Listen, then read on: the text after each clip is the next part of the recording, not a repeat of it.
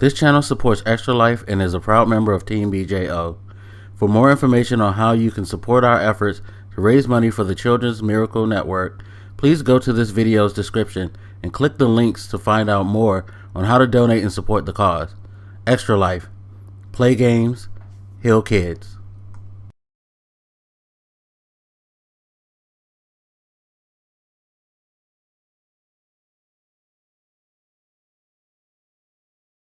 What up, everybody? This your boy Black Magus back with another Walking Dead review for episode 2 of season 7. So, this episode we got introduced to another major player that comes from the comic book world that played a significant role in the events that we're about to see fold out through this season, maybe perhaps through next season as well. I'm not sure how long they're going to let the whole Saviors versus Rick and the group thing go out, but it'd be interesting to see how it all plays out and comes to be. But we got introduced to Ezekiel, who is the leader of the kingdom. Now, if you remember last season, near the end, we saw Morgan run into a couple of guys who were wearing like some makeshift body armor and things like that. They helped him and Carol, and they were like, "We'll take you to our home, the kingdom." So finally, we got to see what happened to Carol and Morgan. They arrive at the kingdom, and the people take care of Carol. She wakes up, and Morgan takes her to meet King Ezekiel. And of course, he strikes a pretty impressive figure, being, with the dreadlocks and the tiger on the chain and things like that, wearing the regal stuff and speaking with like a kingly accent. So Carol, she's doing her thing. You know how Carol's been doing lately. She's playing the fool, just being like, "Oh, I'm just so like ditzy Carol who just finds things silly. I'm the silly housewife who like just don't know no better," and all that. But of course, after she meets the king, she's like, "Whatever, this is some bullshit. I'm gonna get the fuck out of here ASAP." And Morgan's like, "Maybe you should try to stay and all that." Carol's like, "No, fuck that. I'm out." So as we go through the episode, we see that the kingdom has an agreement with Negan and his saviors as well. And Ezekiel shows Morgan this, and Morgan's like, "Yeah, we ran into him." And he's basically just like, "Yeah, I just wanted to show you because I think you're somebody who can help us out in the situation." And Morgan's like, "What, you think I'm going to help y'all kill people?" He's like, "No, I'm thinking you're going to do the opposite." And you get a little confrontation between one of the people of the kingdom and the saviors. And Ezekiel, he's just like trying to keep the peace. Like, "Yo, don't start shit. We ain't going there. This is not how we're going to do it." Funny thing though, now of course, everybody who's made a deal with the saviors, they have to make an offering. They have to offer some type of food or supplies, something they have to provide them, or else all hell is going to break loose, and the reign of terror is going to come down on them. So this particular case, the kingdom brought them some pigs, 8 pigs. Now these pigs had gotten loose, I guess, or maybe they let them loose on purpose, to be quite honest, because when you see the pigs are eating walkers, and they're capturing and luring in the pigs with a walker hanging up so they can eat it, and they're just fattening these pigs up with walkers. And Ezekiel's saying to Morgan, "Don't say nothing to anybody about this." And Morgan's like, "What about them? Y'all feeding the pigs walkers?" And dude's like, "About any of this." So where do the pigs go? The pigs go to the saviors. I'm curious to know if they're just feeding all pigs that way. I don't think they are. I honestly think that they're just being like dicks and like taking a little dig at Negan and his boys by feeding them walker fed meat, which is hilarious because the guy was like, "Yo, these ones are fatter than the last time," and dude was like, "Yeah, we've been feeding them well," like, yeah, ill. And for those who don't know, pigs will eat fucking damn near anything. They're disgusting animals, but they taste so fucking good. Pork is as good as pork tastes. you kind of got a taste of how pigs are, just period. Oh my god, could you just imagine eating a pig that is filled with fucking zombie meat? Eesh, that's some foul shit. But shit, pigs are foul animals anyway. That's why you get religions that don't fuck with them, or people who don't fuck with them. But that's neither here nor there to the point. So we go back to the kingdom, and Carol decides she's gonna make her break and get the fuck out. I did gloss over the fact that the king was having Morgan help them out by training some kid.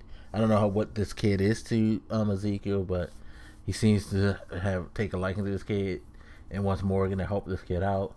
But anyway, Carol decides to try to take her break, and she gets caught by Ezekiel and his honor guard. I don't know what the fuck that dude Jerry is, but he's a fucking like he's an idiot. Anyway, so Ezekiel's like, Jerry, go away. We want to talk in private. And that's when Ezekiel reveals his real self. He drops the pretense with the kingly, British accent and all of that. And he just starts to talk like, yo, what up? I'm just the black dude who's chilling and pretending to be king. What up? And he breaks down the story, which I'm glad they let him do that early so we can get that out of the way. Basically, Ezekiel was a zookeeper. The tiger was an animal in the zoo that he saved, and they created a bond and survived together until they got to where they were. And the whole thing with the kingdom and him being King Ezekiel just came about because people like built a legend around him, seeing this guy with the tiger and all that, and he's talking with the accent and things like that. And he was saying, reason I do all this is because he was telling Carol, don't bullshit a bullshitter. He knew she was faking, playing the role of simpleton to get over. So that's how he easily was able to catch her making her move. He was just like, people they need something to believe in. They need a leader, and he just decided to play that role. And he was like, yeah, I went a little over the top with it, and it got me where I'm at, but it's also helping these people because these people, they want something to believe in. It's basically, and Carol being Carol, just who don't give a fuck no more about any goddamn thing. She's just like, whatever, you're full of shit. Nobody cares about this. Why should you be bothered? Or why should we be bothered? Blah blah blah.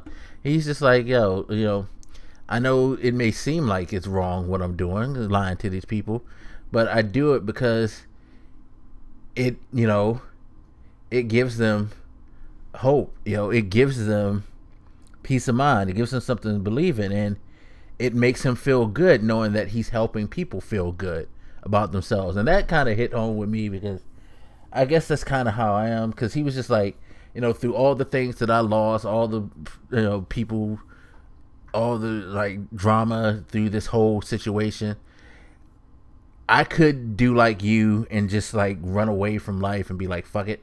But you know what? Making these people happy makes me happy, and it makes me feel good. And that's why he does it, despite his pain, and his problems.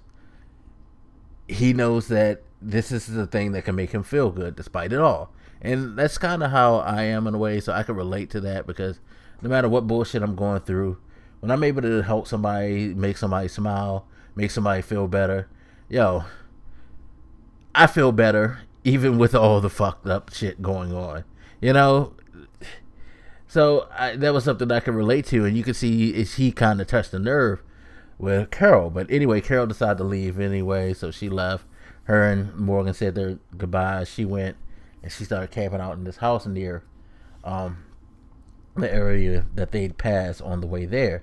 And of course, you see Ezekiel shows up at the end, knocking at the door. It's like, you need to try this apple for real.